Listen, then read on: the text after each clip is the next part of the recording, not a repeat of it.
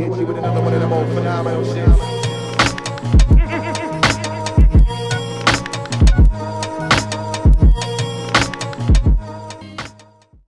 Hello everyone, welcome back to Undrlvld. My name is Chris. I appreciate you all being here and for the continued support. Just want to quickly remind all of you that our 500 subscriber giveaway is going on right now. So if you check the pinned comment or the description down below, you'll find a link to Gleam. You go to Gleam, you do the stuff, you get the entries, and in a few weeks we'll give one of you lucky people a Steam key for Civilization, Outward, and Warhammer Vermintide 2. Looking forward to giving one of you those games. And if you haven't already, be sure to like, subscribe, and ring the notification bell to continue supporting the channel to keep getting this mediocre content that I've been giving you for the last few months. So, I want to also remind all of you that I'm going to be doing some coverage on the new rules expansion gift set. I'm trying to pick it up right now. I got this. I got it. Got Monsters of the Multiverse. I'll be doing some coverage on that soon, but I'm not entirely sure how I'm going to go about doing that. I'm still brainstorming things. I know the first video I'm going to be going over the DM screen because there were some things I liked about it, some things I didn't like about it, and some things I was completely disgusted about. So I wanted to share that with you. But I'm not really sure how I'm going to go about doing Monsters of the Multiverse because I know the book was basically like leaked. And some bigger names got it like a week early. So yeah, I didn't realize any of that until I had already gotten it. So I'm going to figure something out. But let's get into this episode.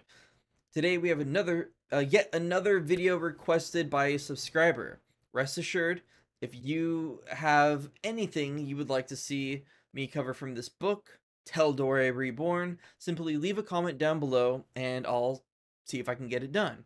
I know someone else had asked for to go over the stat blocks for members of Vox Machina, and I will do that, but not today.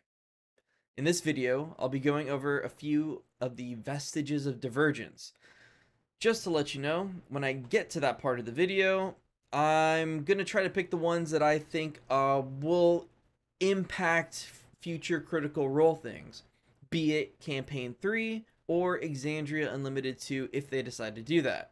So, let's get on to the first section, Vestiges of Divergence. So, long ago, in a galaxy far, far, I'm kidding. During the Wars of the Calamity, gods were duking it out and causing a lot of shit for us normal folk. So they chose champions to wield magic items blessed by gods. As some of you would expect, these weapons gave mortals godlike powers and eventually backfired on everyone, almost destroying Exandria as a result. Some of the vestiges were lost, others were passed down through bloodlines, and some were sealed away because people feared their power. Makes sense.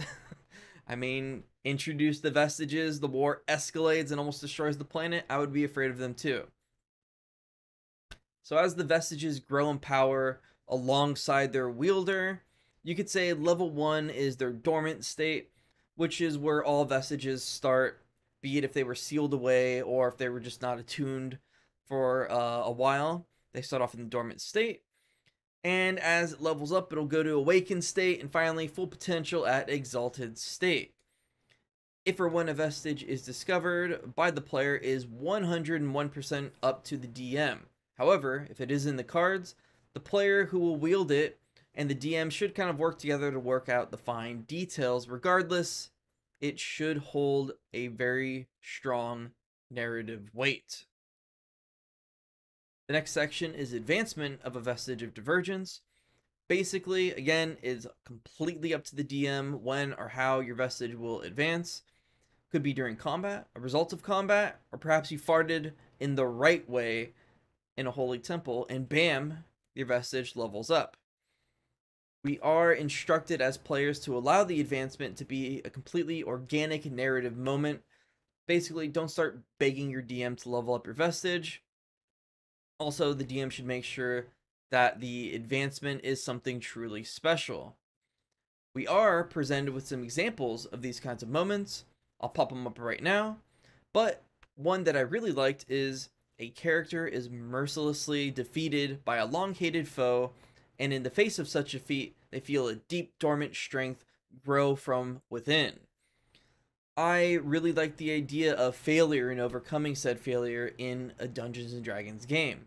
Mostly because I'm used to campaigns where you basically breeze through everything, there's no threat of failure, and yeah, it's a cakewalk. It's a cakewalk. Minus the West Marches campaign I was in, but that's another story for another time.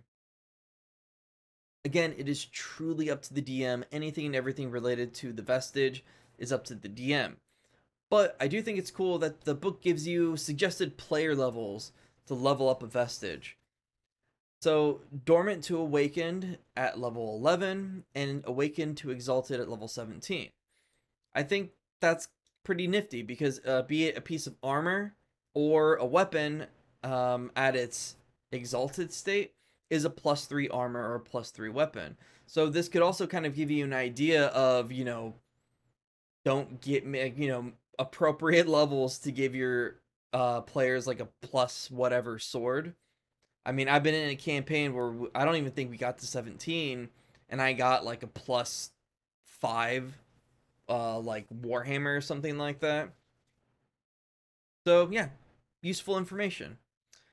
This last part, before we get to the fun stuff, is to suit the wielder. Basically says anyone of any size can use any vestige, even though they were originally created for a medium creature. However, if you are a large or larger creature, using one of the weapon vestiges, you will do an extra damage die. So, first up, we got the scale armor of the Valiant Soul. Armor forged from jade and black dragon scales. It was once worn by Jamon Saord, the ruler of Ank'Harel. And this character was introduced in Campaign 1 of Critical Role, but in Campaign 3, currently the squad is in Marquette. So they're on that side of the world. Perhaps they will run into Jamon Saord and learn more about what happened to the Valiant Soul, be it, Jamon still has it or Jamon doesn't have it, whatever. Maybe the armor will even play a part in the game or in the campaign. Who knows? But I do think it's interesting that, a confirmed vestige is potentially in that area of the world, and that's where they started off.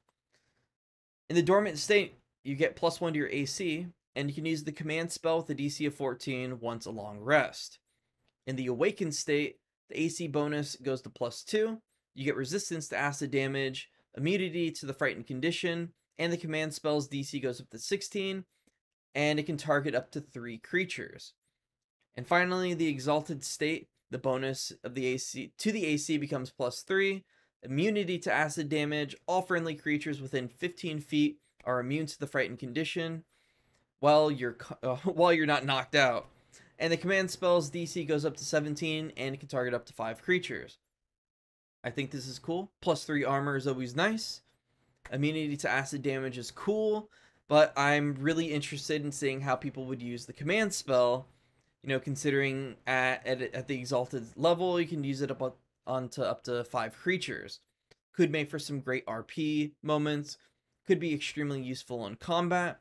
Altogether, a fun vestige indeed. Moving on, as previously mentioned in our first video of Tal'Dorei Reborn, the Circlet of Barbed Vision is currently being worn by Opal from Exandria Unlimited. And the Circlet is being hunted by the Inevitable End, aka the Catogeist, who was introduced in Campaign 2 of Critical Role. Needless to say, I'd be shocked if neither of them returned in Campaign 3, or if they did Exandria Unlimited Season 2. So, this vestige of the Spider Queen Lolth grants you advantage on initiative rolls in the dormant state. Also, your charisma score is decreased. Yes, decreased by 2. However, it does return to normal if you remove the circlet, but you take a d6 psychic damage when you take it off. More on that after I read everything else. And you can also use a reaction once a short or long rest to get a +5 to an attack roll. In the awakened state, you get resistance to poison damage, immunity to the poison condition, and your ability to gain a bonus to an attack roll can be used twice a long rest. Finally, the exalted state, immune to poison damage, you get true sight up to 60 feet, and your ability to gain a bonus to an attack roll can be used 3 times before a rest. Altogether, this seems like a very awesome vestige. I love that it has these benefits, but also some drawbacks. I think every vestige should have some sort of a drawback. The -2 to your charisma score, and taking damage when you take off the circlet. Although I do wish that the damage you take when you take off the circlet, I wish it scaled. So like I wish it would increase to maybe like 2 or 3 d6 in the awakened state, and maybe like 3 to 4, maybe 5 d6 or whatever in the exalted state. I just feel as the circlet gets stronger and it's giving you all these benefits, it makes sense that the drawbacks would also increase as well. But, you know, that's something the DM can roll. Now, if you watched yet another Tal'Dorei Reborn video from yours truly, the one that I did over when I went over Chetney's transformation and how it affects Laudna, I went over the Remnant's cult and how they are connected to the Whispered One, Vecna, and possibly the one who gives Laudna her powers, Delilah Briarwood. All threats from Campaign 1 of Critical Role. Well, one of the leaders of the Remnants is, I'm going to butcher this name, Ixratu Kar, and she has the vestige known as Condemner, the heavy crossbow. In the dormant state, you get a +1 to attack and damage rolls, and it deals an additional d4 poison damage.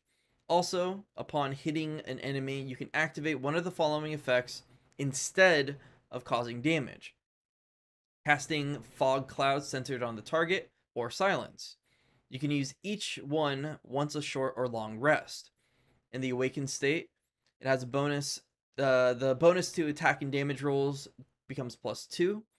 The extra poison damage goes to a d6, and you get an additional effect you can trigger instead of dealing damage, which is casting Hold Person with a DC of 15 once a short or long rest. And finally, we have the exalted state, +3 to attack and damage rolls. The extra poison damage becomes a d8. The Hold Person's DC becomes 17, and you get an additional effect that can be triggered instead of damage, Blight, with a DC of 17 once a short or long rest. Altogether, this seems like a lot of fun. Seems like something that would be really good for an assassin, which is exactly what Ixratu is. I'd be very curious to see what would happen when the group runs into her. Very interesting. This is all very, very, very interesting indeed. One thing though that I wanted to bring up, I'm trying to look. I just thought of something while I was reading all of this stuff. I forgot what I was gonna say. Had something to do with Laudna, and it just whoosh. But all in all the vestiges are awesome. I do wish they all had some sort of a drawback like the circlet, and I do wish the circlet's damage for taking it off scaled as well. But altogether, a lot of fun. But I want to bring to your attention the studded leather armor, the Deathwalker's ward, and the dagger Whisper are being held by the champion of the Matron of Ravens, the Raven Queen. vax'ildan. However, I'll be going over these and some predictions I have for vax'ildan in another video. We also have the Spire of Conflux, which is being wielded by the voice of the Tempest, Keyleth of Zephyra. I have predictions about this vestige as well, and I'll be going over that in our next video. So, again, if any of you would like to see anything specific, be sure to let me know in the comments down below. Thank you for stopping by. Have yourselves a good day, and I'll catch you in the next one.